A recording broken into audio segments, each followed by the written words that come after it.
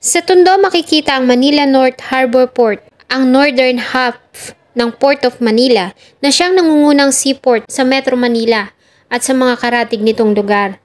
Dito din matatagpuan ang Smoky Mountain, isang landfill na nagbigay ng trabaho sa libo-libong mga tao noong 1960 hanggang sa isara ito noong 1990. Ang nasabing dam site ay nagsilbing simbolo na ng kahirapan kahit pa nga 2 dekada na itong isinara.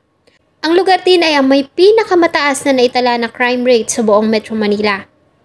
Ang kwento po natin ngayon ay tungkol sa katawan ng isang bata na natagpuan sa loob ng maleta na lumulutang sa Isla Puting Bato sa Tondo noong 2007.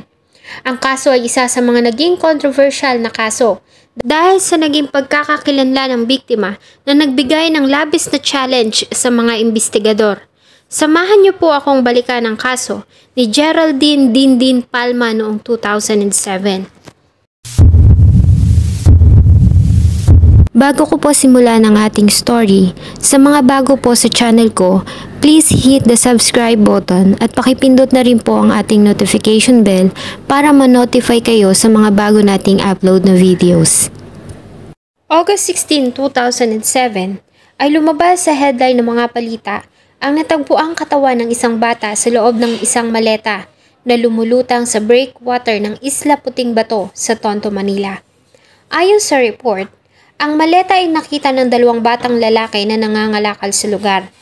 Nang kanilang buksan ay tumambad sa kanila ang isang wala ng buhay na bata na nasa kalunos-lunos na kalagayan. Nasa advanced decomposition na ang katawan nito at may nakapulupot na electric cord sa kanyang leeg. Kaya naman ay blanko ang kapulisan sa pagkakakilanlan ng biktima. Pansamantala nila itong inilagak sa funeral parlor sa Manila. Sa pagkalat ng balita, ay 2 pamilya nagtungo para kilalanin ang bangkay. Una na dito ay ang pamilya ng mga Palma na galing ng Pasig City.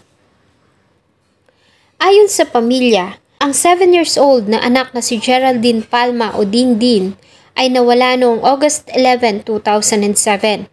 Ayon sa ama nito na si Ginoong Gary Palma, ay umuwi ang anak na si Dindin at yaya nito na si Marites Untog galing sa tutorial school sa isang branch ng Kumon sa Riverside Village sa Pasig City.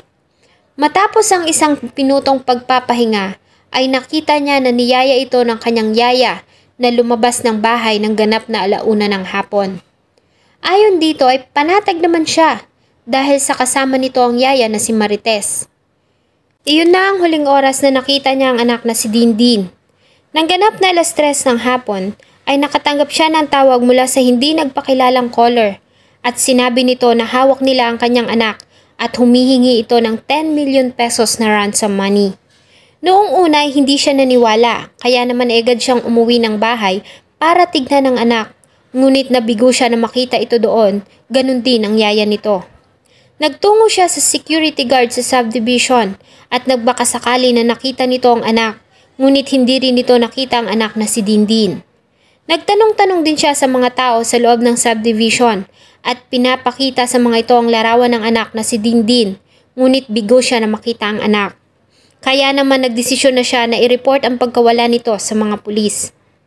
Pagkatapos nito ay muli siyang nakatanggap ng tawag mula sa sinasabing kidnapper at sinabi nito na bakit siya nagpunta sa mga pulis at tinakot siya ng mga ito na papatay ng kanyang anak. Ilang mga tawag pa ang natanggap niya mula sa mga kidnapper at dahil sa hindi niya alam kung saan kukuha ng halagang 10 milyon ay nagawa nitong makiusap sa mga kidnapper at makipag-negotiate. At sa 4 na araw ng mga negotiation ay nagkasundo sila sa 245,000 pesos na ransom money, kapalit ng buhay ng anak na si Dindin. August 14, 2007, ang araw na napagkasunduan para sa pagbibigay ng pera. Nagawa pang muling makipag-coordinate ng pamilya Palma sa mga pulis at dito na nga nabuo ang plano para sa isang entrapment operation. Sabay nilang tinungo ang FTI sa Lower Bicutan, Taguig City, ang lugar na sinabi ng mga kidnappers kung saan dadalhin ni Mr. Gary Palma ang pera. Ngunit lumipas ang mga oras at unti-unti nang binalot ng kadiliman ng paligid ay wala pa ding tawag na natanggap si Mr. Gary Palma mula sa mga kidnapper. Hanggang sa sumapit ang 2:00 ng madaling araw at niyaya na siya ng mga kapulisan na umuwi na. Noong una ay nagbatagas pa ito at nanindigan na mananatili dahil sa maaaring nasa paligid lamang ang mga pakay. Ngunit nang huli ay pumayag na din siya at umuwi na ng bahay. Sabi, uwi na ko dahil antok na kami.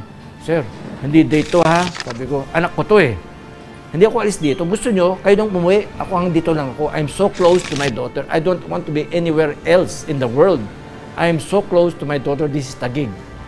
I don't know where the cell site is, but I'm... Mula noon ay hindi na siya nakatanggap ng tawag mula sa mga kidnapper ng anak. Hanggang sa mapanood nila sa headline ang katawan ng isang batang babae na nakita sa loob ng maleta, Isla Puting Bato sa Tondo. Isa pang pamilya na nag-claim ng katawan ay ang pamilya Salvatierra ng Tondo, Manila. Ayon kay Ginang Julieta Salvatierra, ay huli niyang nakita ang anak na si Jesseline noong August 2, 2007. Hinatid niya umano ito hanggang sa makasakay ng sidecar papunta sa eskwelahan. Hindi niya alam na yun na pala ang huling sandali na makikita niya ang anak. Dahil ng ganap na tanghali ay hindi na ito nakauwi ng kanilang bahay. Nagsimula na silang kabahan nang sumapit pa ang 1:00 ng hapon at wala pa din ang anak. Kaya naman nagsimula na silang magtanong-tanong sa kinaroroonan nito. Ngunit bigo sila na matagpuan si Jesseline. Kaya naman ay nag-file na sila ng missing person report sa tanggapan ng kapulisan. Ilang beses na rin umanong nagpabalik-balik si Aling Julieta sa kanilang opisina pero walang balita sa anak na si Jesseline hanggang sa mapabalita ang pagkakatagpo ng katawan ng isang batang babae sa Isla Puting Bato. Agad na nagtungo ang kanyang asawa sa funeral parlor para makita ang katawan, ngunit ayon dito ay malayo ito sa kanilang anak na si Jesseline. Para kumpirmahin ang sinabi ng asawa, ay sumunod na nagtungo si Aling Julieta sa morgue at ayon sa kanya ay malakas ang kanyang pakiramdam na hindi ito ang kanyang anak. Kaya naman ay umuwi na sila at hindi nila kinlaim ang katawan. Ayon sa report ay ilang beses pa na nagtungo ang mga pulis sa bahay ng mga Salvatierra para muling tignan ng mga ito ang katawan. Ngunit nanindigan naman ang mga ito na hindi iyon ang kanilang anak na si Jesseline. Nang muling makita ng asawa ni Gary Palma na si Ginang Filma Estravela ang katawan, ay sinabi nito na ito ang kanyang anak na si Geraldine dahil sa nunal nito sa kanyang ulo at sa likuran ng kanyang torso. Kaya naman ay agad nilang prinoseso ang kailangang mga papeles para maklaim ang katawan. Nagduda pa nga sila dahil sa ginawang pagmamadali ni Gary Palma para maklaim ang katawan ng bata, ganung hindi pa natatapos ang investigasyon. 10 araw matapos na matagpuan ang katawan, ay nailibing ito noong August 26, 2007 sa Manila Memorial Park sa pamamahala ng pamilya Palma. Subalit hindi dito nagtatapos ang kaso at ang tanong kung si Geraldine nga ba ang nasabing katawan. Nag-focus ang investigasyon sa batang si Dindin Palma. Nagkasawa ng malawakang manhunt para sa kinaroroonan ng yaya na kasamang nawala ng bata na si Marites Untog. Sa pagtatapos ng buwan ng Agosto ay isang pedicab driver na nagngangalang Ronald Tala ang lumutang. At ayon sa kanya, noong gabi ng August 13 ay isinakay niya ang 2 lalaki na may dalang maleta papasok sa Isla Puting Bato. Ang nasabing mga lalaki ay kinilala nito na sila Rafi Nipa at Joey Igos. Nagawang maaresto ng mga pulis si Rafi Nipa sa Purok 3 sa Isla Puting Bato, ngunit itinanggi nito na may kinalaman siya sa pangyayari. Ayon sa kanya, ay totoo na sumakay siya sa nasabing pedicab, dala ang isang maleta, ngunit damit umano ang mga laman nito. At ayon din sa kanya ay kulay itim ang kanyang maleta na dala at hindi dark green na siyang nakita na may lamang bata. Ayon din dito ay pinahirapan siya ng mga arresting officer para umamin siya sa krimen. Wala po talaga akong alam doon ni isang kusing po, wala po talaga akong alam doon. Kasi po, may dala-dala po akong bag, pero iba po yun sa pinaglagyan ng bata, iba po yun. Yung dala-dala ko pong bag, laman po yung mga damit. Dahil dito, ay iniutos ng Office of Manila Prosecutor na pakawalan ito dahil sa kawalan ng sapat na ebidensya na magdidiin dito sa krimen. Ayon kay Rafi Nipa, siya ay pinakawalan dahil sa recommendation ng Commission on Human Rights. Sa kanilang paghahanap sa mga suspect, ay naaresto nila ang isa pa sa mga tinurong person of interest na si Ramel Jorico. Sa pagkakadakip kay Jorico, ay umamin ito sa naging partisipasyon sa ginawa nilang pagpatay sa batang si Dindin. Ganon din ang naging testimonya ng kinakasama nito na si Norberta Legado. Ayon sa kanyang sinumpaang salaysay noong August 13, 2007, ng bandang alas 7 ng gabi, ay hinanap niya ang kinakasama para yakagin na kumain ng hapunan.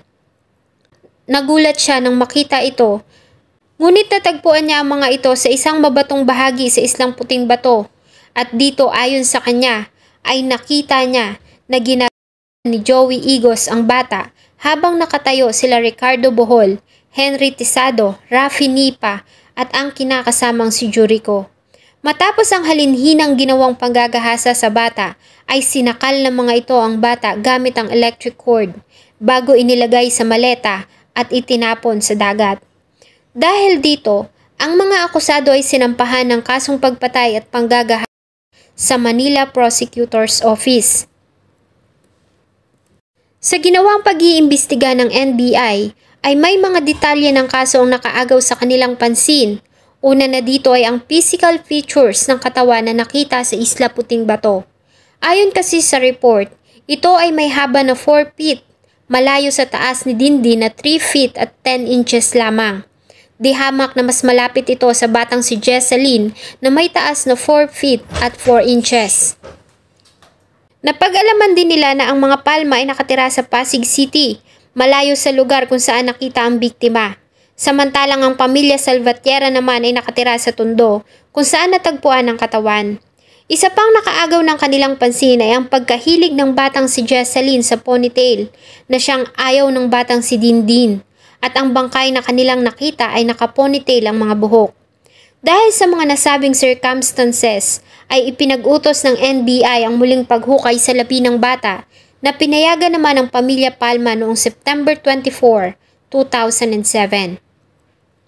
Nahirapan pa ang NBI dahil sa ang katawan ay na-degrade na ng formalin. Sa ginawang DNA testing ay unang isinailalim sa DNA ang ama ni Dindin na si Gary Palma. Ngunit sa paglabas ng resulta ay hindi nag-match ang DNA nito sa sample na nakuha sa katawan. Sa pangalawang pagkakataon ay nagsagawa sila ng DNA analysis sa ina ni Dindin na si Felma Estravela. Ang DNA ay ginawa ng International Commission on Missing Person na nakabase sa Sarajevo, Bosnia. At sa nasabing result, finally, ay nagmatch ang DNA ng nakuhang sample sa katawan kay Mrs. Felma Estravela. Dahil dito ay official nang kinilala ang biktima na ang 7 years old na batang si Geraldine Dindin Palma. Samantala inamendahan naman ang kasong pagpatay dahil sa lumabas sa ginawang autopsy sa katawan ng biktima na ito ay hindi nakaranas ng panggagahasa. Sa paglabas ng resulta ay muli nang umusad ang kaso. Pansamantala kasi itong nahinto dahil sa naging katanungan sa pagkakakilanlan ng katawan. Ayon kay Special Investigator Darwin Francisco, sa mga naging salaysay ng mga suspect na una nang naaresto ay nag-issue ng warrant of arrest ang Manila Regional Trial Court Branch 43 laban sa una nang nahuling suspect na si Rafi Nipa noong January 9, 2011. Ayon sa Manila Police Division Warrant Section Chief Inspector Ilyas de Matera ay wala na si Nipa sa Tondo, kaya naman ay naging subject ito ng isang malawakang manhunt. Ganon din ang yaya ni Geraldine Palma na si Marites Untog. June 2012, matapos na makatanggap ng report na nasa Tondo ang hinahanap na suspect na si Rafi Nipa dahil sa tinulungan umano nito ang pamilya na nasunugan. Agad nilang ikinasa ang isang entrapment operation at dito nga ay naaresto nila ang 30 years old na si Rafi Nipa.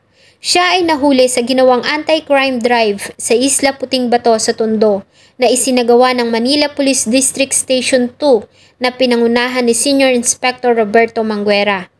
Ang mga sospek ay sinampahan na ng kasong pagdukot at pagpatay sa batang si Geraldine Palma at kasalukuyan pa ring dinidinig ang kaso sa hukuman.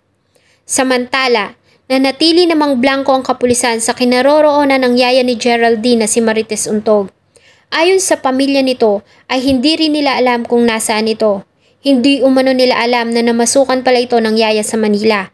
Noong August 14 ay nakatanggap sila ng tawag mula sa di kilalang tao na nagsasabing wala na umano ang kanilang kapatid na si Marites Untog.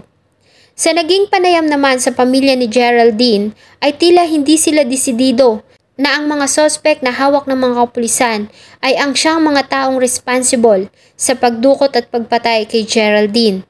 Sana umano ay hindi lamang ang mga ito fall guy para pagtakpan ang mga totoong may kasalanan. Ang kaso ay considered pa din na unclosed dahil sa wala pa ring linaw sa kung sino ang pumatay at ano nga ba ang nangyari sa batang si Geraldine Palma noong August 11, 2007. Mas mahirap pa, ang tao na sanang makakapagsabi sa totoong nangyari ay hindi pa rin natatagpuan at walang nakakaalam kung buhay pa ba ito o katulad ni Dindin ay nakabaon na din sa ilalim ng lupa. Sana po ay nagustuhan nyo ang isa na namang kwento na akin pong ibinahagi. Marami pong salamat sa patuloy na pagtangkilik sa akin pong mga videos. Huwag nyo pong kalimutang mag-iwan ng saloobin at suggestion sa atin pong comment section. Thank you so much po and see you on my next video.